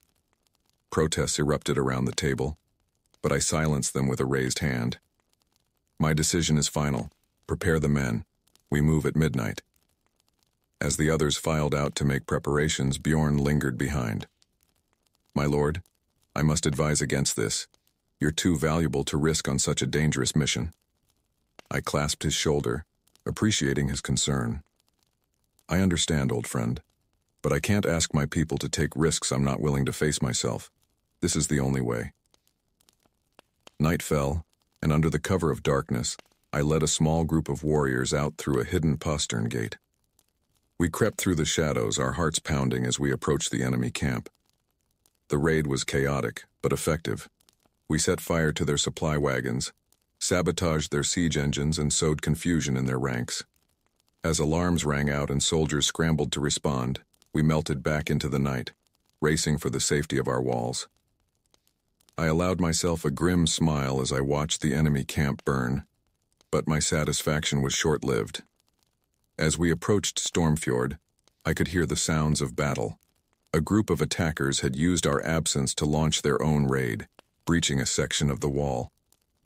"To arms!" I shouted, charging towards the breach. "Defend the village!" We threw ourselves into the fray, fighting desperately to plug the gap. The narrow opening worked to our advantage, allowing us to bottleneck the invaders. Still, it was bitter, bloody work. I found myself face to face with a hulking warrior, his axe whistling through the air as he sought to cleave me in two. I parried his blow, the impact jarring my arm, and countered with a quick thrust to his exposed side. As he fell, I caught a glimpse of Astrid nearby, her twin daggers flashing as she danced between opponents. "Astrid," I called out, "take a team and secure the breach. We need to seal it before more pour through." She nodded, gathering a group of defenders to follow her. I turned my attention back to the battle, my sword rising and falling in a deadly rhythm. Slowly, painfully, we pushed the invaders back. As the last enemy fell, a cheer went up from our battered defenders. But I knew this was only a temporary victory. Dawn broke, revealing the toll of the night's battles. The ground was littered with bodies, both friend and foe. The air was thick with the metallic scent of blood and the acrid smell of smoke from fires still smoldering in the enemy camp. I walked among the wounded, offering words of encouragement where I could. Many faces looked up at me with a mixture of hope and fear, silently asking the question I couldn't answer. How long could we hold out? As I made my way through the village, I overheard whispered conversations that fell silent as I approached. The strain of the siege was beginning to show, not just in our dwindling supplies, but in the fraying nerves of our people. In the marketplace, I came across two men in a heated argument, their voices rising dangerously. "I saw you hoarding extra rations," one accused. "While the rest of us starve, you feast in secret." The other man's face reddened with anger. "How dare you? I've given everything to defend this village, same as you." I stepped between them before the situation could escalate further. "Enough. We cannot afford to fight among ourselves. Our strength lies in our unity." The men looked ashamed, mumbling apologies before dispersing. But the incident left me troubled. How long before hunger and fear turned more of our people against each other? I retreated to my chambers, needing a moment of solitude to gather my thoughts. As I sat heavily in my chair, the weight of leadership pressing down on me, there was a soft knock at the door. "Enter," I called out, surprised to see young Freya, one of our most promising healers, step inside. "Forgive the intrusion, my lord," she said, her voice trembling slightly. "But I bring grave news. Our medicinal supplies are almost exhausted. If we sustain many more wounded..." She left the dire implication unspoken. I closed my eyes, feeling the crushing weight of yet another impossible decision. "Thank you, Freya. Do what you can with what we have left. I'll find a solution." As she left, I found myself drawn to the window, gazing out at the fjord that had always been our village's lifeblood. Now it seemed more like a prison, hemming us in with the enemy at our back. The sun was setting, painting the sky in hues of orange and red. It was beautiful, in a terrible way. I wondered how many more sunsets Stormfjord would see. A commotion outside drew my attention. I hurried down to find a group of villagers gathered around the ancient stone circle at the heart of our settlement. As I approached, the crowd parted, revealing the source of their fascination. An old woman stood in the center of the circle, her white hair wild and her eyes gleaming with an unsettling intensity. As our gazes met, I felt a chill run down my spine. "The heir of Stormfjord," she croaked, pointing a gnarled finger at me. "I have waited long for this day." "Who are you?" I demanded, my hand instinctively moving to the hilt of my sword. "How did you get past our defenses?" She cackled, the sound sending shivers through the assembled crowd. "I have always been here, watching, waiting. And now, when your need is greatest, I come with an offer." "What offer?" I asked, my curiosity overcoming my caution. The old woman's voice dropped to a whisper, forcing me to lean in close to hear her words. "I can give you the power to save your people, to drive back the invaders and secure Stormfjord's future. But such power comes at a price." I hesitated, remembering all the tales I'd heard as a child about bargains with mysterious figures and the often terrible consequences that followed. But as I looked around at the tired, frightened faces of my people, I knew I had to at least hear her out. "Tell me more," I said, steeling myself for whatever dark bargain she might propose. As the old woman began to speak, outlining a ritual that promised salvation but hinted at dire consequences. I felt the weight of Stormfjord's fate settle even more heavily upon my shoulders. Whatever choice I made now would shape not just our present struggle, but the future of our people for generations to come. The siege had brought us to this desperate point, forcing me to consider options I would have once dismissed as madness. As I listened to the old woman's whispered instructions, I silently prayed to our ancestors for guidance, hoping that whatever path I chose would lead to Stormfjord's survival. Ilara stood at the helm of the Storm Rider, her knuckles white as she gripped the ship's wheel. The once calm waters of the Sapphire Sea had turned treacherous, churning and frothing as if possessed by some malevolent force. Dark clouds loomed overhead, occasional flashes of lightning illuminating the turbulent scene. "Captain," shouted her first mate Finn as he stumbled across the deck, "we can't hold this course much longer. The crew's exhausted and the ship's taking on water faster than we can bail." Ilara's jaw clenched. They'd been sailing for weeks, following the cryptic map that promised untold riches and the key to saving their dying world. But now, with their goal so tantalizingly close, it seemed the sea itself was determined to stop them. "We push on, Finn," she said, her voice steady despite the fear gnawing at her gut. "We're too close to turn back now." Finn nodded, though the worry in his eyes was plain to see. "Aye, Captain. I'll relay the orders." As he turned to leave, a massive wave crashed over the starboard side, nearly sweeping him off his feet. Ilara lunged forward, grabbing his arm and pulling him back to safety. "Thanks," he gasped, shaking the water from his eyes. "That was too close." Ilara managed a grim smile. "Can't lose my best mate now, can I? Go on, get below and check on the others. And Finn?" She paused, meeting his gaze. "Be careful." As Finn disappeared below deck, Ilara turned her attention back to the roiling sea. The Storm Rider creaked and groaned beneath her feet, the old ship protesting against the battering waves. She'd sailed these waters for years, but never had she encountered a storm like this. A flicker of movement caught her eye and she squinted through the rain. There, just visible through the mist and spray, was a dark shape on the horizon. Her heart leapt. Could it be? "Land ho," came a cry from the crow's nest, confirming her suspicions. "Island dead ahead." A surge of hope coursed through Ilara's veins. They were close, so close to their goal. But the storm showed no signs of abating, and the island was still a good distance away. "All hands on deck," she bellowed, her voice carrying over the howling wind. "Prepare for landing." The crew scrambled to obey, their faces a mix of determination and fear. They'd followed Ilara this far, trusting in her leadership and the promise of a better future. She couldn't let them down now. As they drew nearer to the island, Ilara could make out jagged cliffs and a narrow strip of beach. Landing would be tricky, but they had no choice. The Storm Rider wouldn't last much longer in these waters.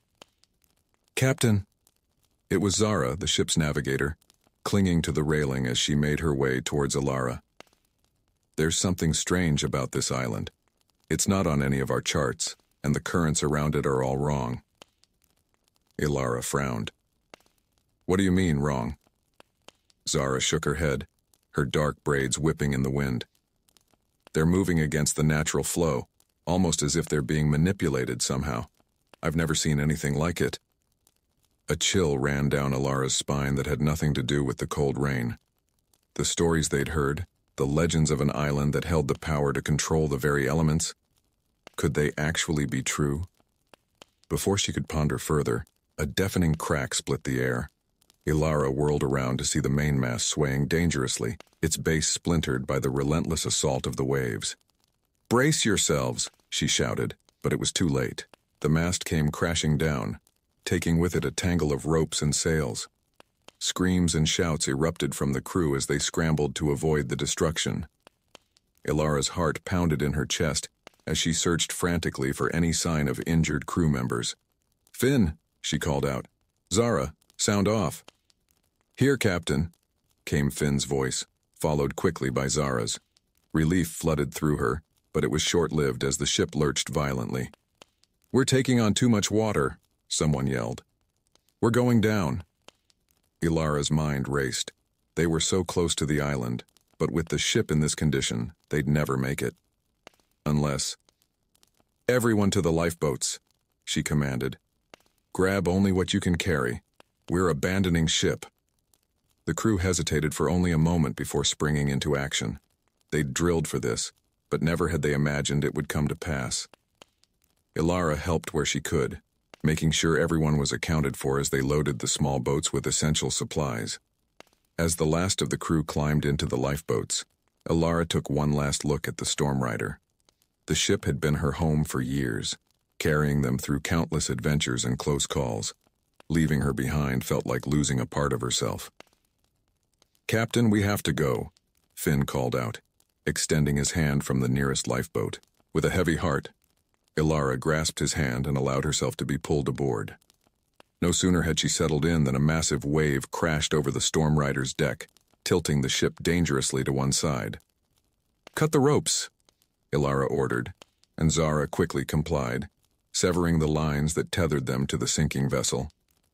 The small flotilla of lifeboats was immediately caught in the churning currents, tossed about like leaves in a whirlpool.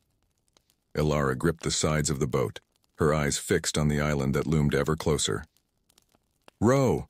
she shouted over the storm. "Row for your lives!" The crew strained at the oars, fighting against the powerful currents that threatened to dash them against the cliffs. Ilara's arms burned with the effort, but she refused to give up. They'd come too far, sacrificed too much to fail now. As they drew nearer to the island, the storm seemed to intensify. Lightning crackled across the sky and the waves grew even more violent. But there was something else too, a strange energy that seemed to pulse through the air. "Captain," Zara gasped between strokes. "Look at the water." Ilara tore her gaze from the island and looked down. To her astonishment, the water around their boat was beginning to glow with an eerie blue light.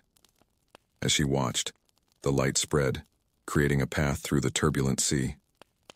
"What in the world?" Finn muttered, his eyes wide with disbelief. Ilara's mind raced. The legend spoke of a guardian, a protector of the island who could command the very elements. Could this be its doing? "Follow the light," she ordered, her voice carrying to the other boats. "It's leading us to safety." The crew didn't need to be told twice. They adjusted their course, following the glowing path that cut through the chaos of the storm. As they did, Ilara noticed the waves beginning to calm, the wind dying down to a more manageable level.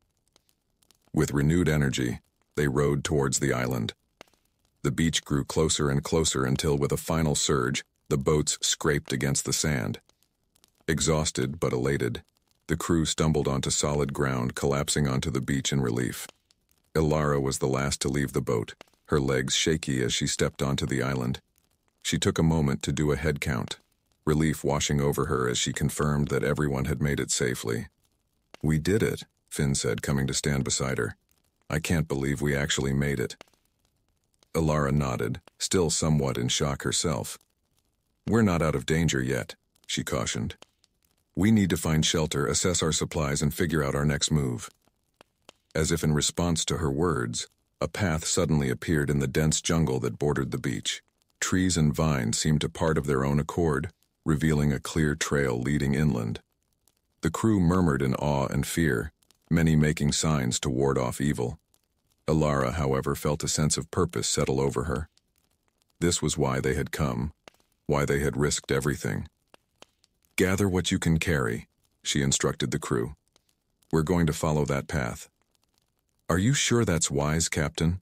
Zara asked, eyeing the jungle warily. "We don't know what's waiting for us in there." Ilara met her gaze steadily. "No, we don't.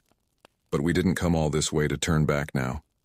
Whatever power is on this island, it saved us from the storm. I choose to believe it means us no harm."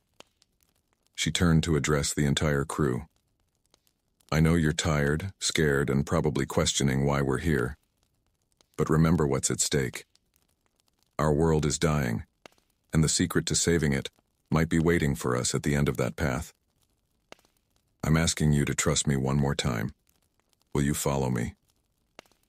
There was a moment of silence, broken only by the sound of waves lapping at the shore. Then, one by one, the crew began to nod, determination replacing fear in their eyes. "We're with you, Captain," Finn said, speaking for all of them. "Lead the way." With a grateful nod, Alara turned towards the jungle path. As she took her first step, she felt a tingling sensation wash over her, as if she were passing through some kind of barrier. The air seemed to shimmer for a moment, and when it cleared, the storm-tossed beach behind them had vanished, replaced by an unbroken wall of greenery. There was no going back now. Whatever awaited them in the heart of this mysterious island, Ilara and her crew would face it together. With a deep breath, she squared her shoulders and led her people into the unknown, ready to confront whatever challenges lay ahead in their quest to save their dying world. The jungle path wound its way deeper into the island's interior, the dense canopy overhead filtering the sunlight into dappled patterns on the forest floor. Ilara led her crew forward, her senses on high alert for any sign of danger. They had been walking for hours, the humid air clinging to their skin and their clothes still damp from the storm. "Captain?" Finn called from behind her, his voice hushed. "Do you notice anything odd about this place?" Ilara paused, taking a moment to survey their surroundings. Now that Finn mentioned it, there was something strange about the jungle. The vegetation seemed almost too perfect, each leaf and flower placed with deliberate care. And the silence, where were the birds, the insects, the normal sounds of a thriving ecosystem? "It's too quiet," she murmured. "Stay alert, everyone. We don't know what we're dealing with here." As if in response to her words, a rustle in the undergrowth caught her attention. Ilara's hand flew to the hilt of her sword, her body tensing for action. The crew behind her froze, eyes darting nervously from side to side. Suddenly, a figure burst from the foliage, landing gracefully in the middle of the path. Ilara's jaw dropped. It was unlike anything she had ever seen. A creature that seemed to be made of living vines and flowers, its eyes glowing with an inner light. "Halt, intruders," the creature spoke, its voice a melodious whisper that seemed to come from the very air around them. "You trespass on sacred ground." Ilara swallowed hard, forcing herself to step forward. "We mean no disrespect," she said, keeping her voice steady. "I am Captain Ilara of the Storm Rider. We've come seeking help for our dying world." The creature's head tilted, curiosity replacing the hostility in its glowing eyes. "Many have sought the power of this island, Captain Ilara. Few have been worthy of its gifts. What makes you different?" Ilara hesitated, weighing her words carefully. "We don't seek power for ourselves," she explained. "Our world is failing, crops are dying, waters are drying up. We came here following an ancient map, hoping to find a way to restore balance to our home." The creature was silent for a long moment, its gaze seeming to pierce right through Ilara. Finally, it nodded. "I am Thorn, guardian of the outer reaches. Your words ring true, Captain. But the decision to help you is not mine to make. You must speak with the heart." "The heart?" Zara asked, stepping up beside Ilara. Thorn gestured deeper into the jungle. "The living core of this island, the source of its power. It is there that your fate will be decided." The creature's form began to shimmer, slowly fading back into the surrounding vegetation. "Follow the path, but be warned, the journey will test more than just your physical strength." As Thorn disappeared, the jungle path ahead seemed to widen, revealing a clear route forward. Finn let out a shaky breath. "Well, that was unexpected. What do you think it meant about testing more than our physical strength?" Ilara shook her head, her mind racing. "I'm not sure, but we don't have much choice. We've come too far to turn back now." She turned to address the crew. "This is it, the moment we've been working towards. Whatever lies ahead, we face it together. Are you with me?" A chorus of affirmations rang out, the crew's resolve strengthened by the strange encounter. With renewed determination, they pressed on, following the path deeper into the heart of the island. As they walked, the jungle around them began to change. The vegetation grew more vibrant, pulsing with an inner light that reminded Alara of the glowing waters that had guided them to shore. Strange flowers bloomed as they passed, their petals unfurling to reveal softly glowing centers. "It's beautiful," Zara murmured, reaching out to touch one of the luminescent plants. As her fingers brushed the petals, a shock of energy coursed through her, causing her to stumble back with a gasp. "Zara!" Alara caught her friend's arm, steadying her. "Are you all right?" Zara blinked rapidly, her eyes wide. I saw something. It was like a vision. Our world, but whole, thriving, the way it must have been before." Murmurs rippled through the crew. Alara frowned, her gaze sweeping over the surrounding plants. "Be careful," she warned. "It seems the island is already beginning its test. Stay focused on why we're here." They continued on, the path growing steeper as it led them up what appeared to be the side of a mountain. The air grew thinner, and Alara could hear some of her crew struggling for breath behind her. Just as she was about to call for a rest, the path leveled out, opening onto a wide plateau. In the center of the plateau stood an enormous tree, its trunk easily as wide as the storm rider had been long. Its branches reached towards the sky, leaves shimmering with the same inner light they had seen throughout the jungle. At the base of the tree was an archway formed by two massive roots, pulsing with energy. "The heart," Alara breathed, somehow certain that this was their destination. As they approached the tree, a voice echoed in their minds, ancient and powerful. "Who comes to seek the wisdom of the heart?" Alara stepped forward, her voice clear and strong despite her racing heart.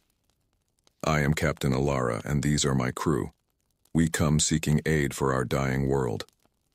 The voice was silent for a moment, then spoke again. "Your quest is noble, but the power you seek is not given lightly. To prove your worth, you must face the truth within yourselves. Enter, if you dare, and be judged." The archway at the base of the tree began to glow, a shimmering curtain of energy forming between the roots.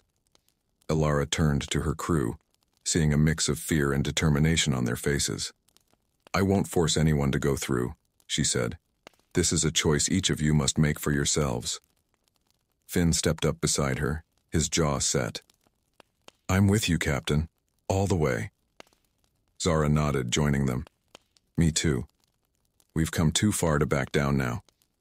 One by one, the rest of the crew voiced their agreement. Heartened by their loyalty, Alara took a deep breath and stepped through the archway. The world around her dissolved into a swirl of light and color. When it cleared, Alara found herself standing on the deck of the Storm Rider, but not as it had been in its final moments.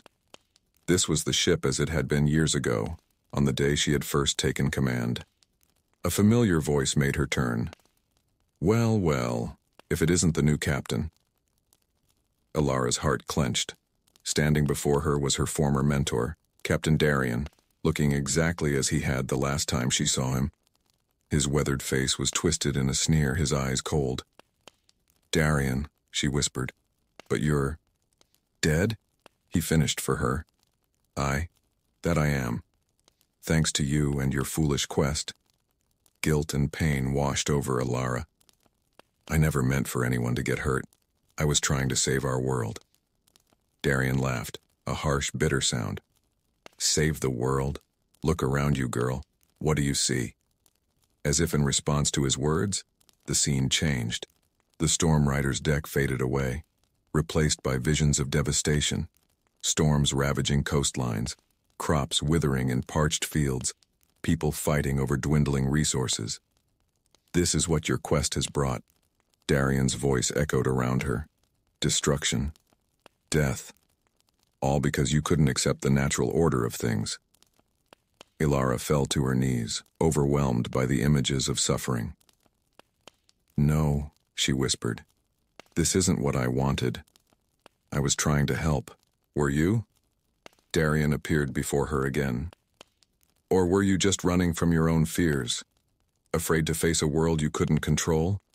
So you chased after fairy tales and ancient maps? His words cut deep, touching on doubts Elara had buried deep within herself. Had she been wrong? Had her quest caused more harm than good? As despair threatened to overwhelm her, another voice cut through the illusion. "Captain!" It was Finn's voice, distant but clear. "Don't listen to it. This isn't real." Finn's words were like a lifeline, pulling Elara back from the brink. She looked up at the apparition of Darien, seeing it now for what it was, a manifestation of her own fears and doubts. "No," she said, her voice growing stronger as she pushed herself to her feet. "You're right that I was afraid. I still am. But that fear doesn't control me. It drives me to fight harder, to do whatever it takes to save my people and my world." The illusion of Darien flickered, uncertainty crossing its face. Elara pressed on, her resolve growing with each word. "I may have made mistakes, but I haven't given up. And I won't. Not as long as there's still hope. That's what it means to be a leader. To keep going even when the path ahead is uncertain." As she spoke, the nightmarish visions around her began to fade, replaced by images of her crew working together, supporting each other through storms and hardships. She saw the lives they'd touched on their journey, the people they'd helped and inspired. "This is the truth of who we are," Elara declared. "Not perfect, but united, striving to make a difference no matter the cost. And that's why we're worthy of the heart's power, because we'll use it not for ourselves, but for the good of all." The illusion shattered like glass, leaving Elara standing once more at the base of the great tree. Around her, she saw her crew emerging from their own trials, each looking shaken but determined. Finn was the first to reach her side. "Captain," he said, his voice hoarse. "Did you—" Elara nodded, understanding in her eyes. "We all faced our own demons," she said, looking around at her crew. "But we made it through, together." As the last of the crew gathered around her, the voice of the heart spoke again, this time resonating not just in their minds but in the very air around them. "You have faced yourselves and emerged stronger," it said. "Your hearts are true, your cause just. The power you seek is yours to claim." The massive trunk of the tree began to split open, revealing a chamber bathed in soft, pulsing light. Within, hovering in the air, was a crystal unlike anything Elara had ever seen. It seemed to contain entire galaxies within its facets, power radiating from it in waves. "The heart of the island," Zara breathed in awe. Elara stepped forward, her hand outstretched. As her fingers touched the crystal, she felt a surge of energy course through her body. Knowledge flooded her mind, of balance, of renewal, of the interconnectedness of all things. She turned to her crew, the crystal floating above her palm. "With this we can restore our world," she said, her voice filled with hope and determination. "But it won't be easy. The work is just beginning." The crew nodded, understanding the magnitude of the task ahead. But there was no fear in their eyes now, only resolve and unity. As they prepared to leave the heart chamber, Elara took one last look at the great tree. "Thank you," she whispered, knowing somehow that the island could hear her. A warm breeze rustled through the leaves, almost like a benediction. Elara smiled, then turned to face her crew. "Let's go home," she said. "We have a world to save." With the power of the heart in their possession and the strength of their unity reaffirmed, Elara and her crew began their journey back, ready to face whatever challenges lay ahead in their quest to restore balance to their dying world. The descent from the heart of the island was markedly different from their ascent. The jungle seemed to part before them, creating a clear path back to the beach where they had first landed. Elara led the way, the crystal from the heart safely tucked into a leather pouch at her waist. She could feel its energy pulsing gently, in sync with her own heartbeat. As they walked, Finn fell into step beside her. "So, Captain," he said, his voice low, "what's our next move?" Elara glanced at him, noting the mix of excitement and apprehension in his eyes. It mirrored her own feelings. "First, we need to find a way off this island," she replied. Then we start the real work." Zara, who had been walking just behind them, spoke up. "But how exactly does this crystal work? Do we just wave it around and hope for the best?" Elara shook her head. "It's not that simple. When I touched the crystal, I saw visions, instructions, sort of. We need to take it to specific places, places where the Earth's energy converges. Only then can we channel its power to restore balance." "And where are these places?" Finn asked. "I'm not entirely sure," Elara admitted. "The visions weren't exactly clear on that point, but I think I'll know when we're close to one." As they emerged from the jungle onto the beach, they were met with an unexpected sight. Where there had once been nothing but open ocean, now a ship was anchored just offshore. It wasn't the Storm Rider. This vessel was sleeker, its hull gleaming with an otherworldly sheen. "By all the stars," Zara breathed. "Where did that come from?" Before anyone could answer, a familiar figure materialized on the beach before them. It was Thorn, the guardian they had met on their journey into the island's interior. "You have passed the test," Thorn said, its voice carrying on the sea breeze. "The heart has judged you worthy. This ship is our gift to you to aid in your quest."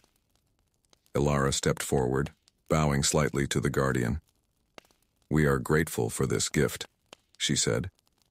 "But how did you know we would need it?" Thorn's form shimmered, a sound like rustling leaves emanating from it. Laughter, Elara realized. "The island knows many things, Captain Elara. Your old ship served you well, but your journey ahead requires something more." With that, Thorn began to fade, its form dispersing like mist in the morning sun. "May the winds be at your back," its voice echoed as it disappeared entirely. For a moment the crew stood in stunned silence. Then, as one, they turned to look at the ship waiting for them offshore. "Well," Finn said, a grin spreading across his face. "Shall we see what she can do?" The process of boarding their new vessel was surprisingly easy. As they approached the water's edge, a gangplank seemed to materialize out of thin air, extending from the ship to the beach. The crew made their way aboard, marveling at the ship's construction. Everything about it spoke of advanced technology and design, far beyond anything they had ever encountered. The deck was made of a material that looked like wood, but felt smoother and more durable. The sails, when unfurled, seemed to shimmer with an inner light. As Elara took her place at the helm, she felt a surge of energy run through her. It was as if the ship was connecting with her, responding to her very thoughts. "All right, crew," she called out, her voice carrying easily across the deck. "Let's see what this beauty can do. Prepare to set sail." To their amazement, the ship began to move of its own accord. Ropes untied themselves, sails unfurled and caught the wind, and the anchor raised without any of the crew lifting a finger. As they pulled away from the island, Elara turned to take one last look at the place that had changed their lives so dramatically. To her surprise, the island was already fading from view, shrouded in mist. "It's disappearing," Zara said, coming to stand beside her. Elara nodded. "I have a feeling we won't be able to find it again, even if we tried. Its purpose for us is fulfilled." As the island vanished completely, Elara turned her attention to the journey ahead. "Zara, can you get a fix on our position?" Zara moved to what appeared to be the navigation station, her hands hovering over instruments unlike any she had used before. To her surprise, they responded to her touch instantly, displaying information in a way that was somehow both foreign and intuitive. "This is incredible," she breathed. "Captain, according to these readings, we're already hundreds of miles from where the island should have been. And we're moving fast, faster than any ship I've ever seen." Elara felt a mix of excitement and trepidation. With a ship like this, they could reach the convergence points quickly. But speed alone wouldn't be enough to face the challenges ahead. "All right," she said, addressing the crew. We have a long journey ahead of us, and not much time. Our world is still dying, and we need to act fast. Zara, I need you to work with these new navigation systems. Try to identify any unusual energy patterns that might indicate a convergence point. Zara nodded, already engrossed in the ship's advanced systems. Finn, Ilara continued, take a team and explore the ship. We need to know every capability it has. Anything that might help us in our mission. Aye, Captain, Finn replied, gesturing to a few crew members to follow him. As the crew dispersed to their tasks, Ilara remained at the helm, her mind racing. The weight of their mission pressed heavily on her shoulders. They had the means to save their world now, but the path ahead was far from clear. Hours passed as they sailed through waters that should have been familiar but somehow felt different. The sky above them shimmered with colors Ilara had never seen before, and she could have sworn she saw impossible creatures moving in the depths below. As night fell, Finn returned to the helm, his face a mix of awe and confusion. Captain, you're not going to believe what we found, he said. This ship, it's not just advanced, well, I think it might be alive. Ilara raised an eyebrow. Alive? What do you mean? Finn ran a hand through his hair, struggling to find the words. It's hard to explain, but there are parts of the ship that seem to respond to us. Not just to our actions, but to our thoughts, our needs. We found rooms that change configuration based on what we were thinking about. And the engine room. Captain, I've never seen anything like it. It's like a heart, pulsing with energy. Before Ilara could respond, Zara's voice called out from the navigation station. Captain, I think I found something. Ilara and Finn hurried over. Zara was pointing to a glowing point on what appeared to be a three-dimensional map hovering above the console. What am I looking at, Zara? Ilara asked. It's an energy signature, Zara explained, her eyes bright with excitement. Unlike anything I've ever seen before. But it matches the description you gave of a convergence point. And it's not too far from here. Maybe a day's sail, given this ship's speed. Ilara felt a surge of hope. Can you set a course? Zara nodded, her fingers dancing over the controls. The ship responded immediately, adjusting its heading with a smoothness that belied its size. As they sailed through the night, Ilara found herself unable to sleep. She stood at the bow of the ship, watching the unfamiliar stars wheel overhead. The crystal at her waist pulsed gently, as if sensing their approach to the convergence point. Couldn't sleep either? Finn's voice came from behind her. Ilara turned, offering a small smile. Too much on my mind, she admitted. Finn came to stand beside her, his gaze on the horizon. You know, when we started this journey, I thought you were crazy, he said softly. Chasing after legends, risking everything on a slim hope. And now? Ilara asked, curious. Finn turned to look at her, his expression serious. Now I think you might be the only one crazy enough to actually pull this off. Ilara laughed, some of the tension easing from her shoulders. Well, I couldn't do it without all of you, she said. This crew, you're more than just sailors. You're family. They stood in companionable silence for a while, watching the ship cut through waters that seemed to glow faintly in the starlight. What do you think we'll find? Finn asked eventually. At the convergence point, I mean. Ilara shook her head. I'm not sure. The visions I saw, they were confusing. Flashes of light, feelings more than images. But I know it won't be easy. Using the crystal's power, balancing the energies of our world, it's going to take everything we have. Well, Finn said, bumping her shoulder lightly with his own, whatever it is, we'll face it together. That's what family does, right? Ilara smiled, feeling a surge of affection for her first mate and friend. Right, she agreed. As dawn broke, painting the sky in hues of pink and gold, Zara's voice rang out across the deck. Land ho! Convergence point dead ahead! Ilara rushed to the helm, her heart pounding. In the distance, she could see an island emerging from the morning mist. But this was no ordinary island. Its center was dominated by a massive pillar of swirling energy, reaching from the ground far into the sky. "By all the stars," Finn breathed, coming to stand beside her. "What is that?" Alara felt the crystal at her waist pulse strongly, resonating with the energy before them. "That," she said, her voice filled with a mixture of awe and determination, "is where we start to save our world."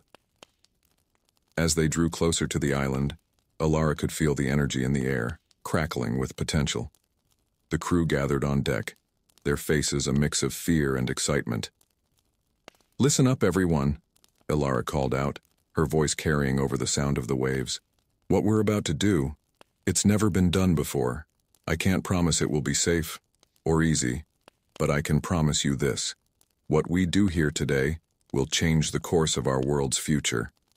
Are you with me?" A chorus of affirmations rang out, the crew's resolve evident in their voices and expressions. Alara nodded, feeling a swell of pride in her crew. "All right then, prepare for landing, and whatever happens, remember why we're here. For our homes, our families, our future. Let's make it count." As the ship began its approach to the island, Alara gripped the crystal tightly, feeling its power surge through her. Whatever challenges lay ahead, she knew they would face them together. The real test was just beginning, but for the first time in a long while, Alara felt something she had almost forgotten: hope.